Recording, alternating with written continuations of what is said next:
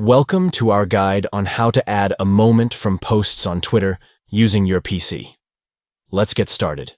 To begin, open Twitter on your PC and navigate to the post you want to include in your moment.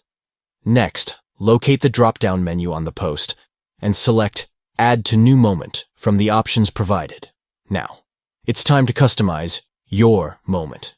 Choose a suitable title that captures the essence of your moment.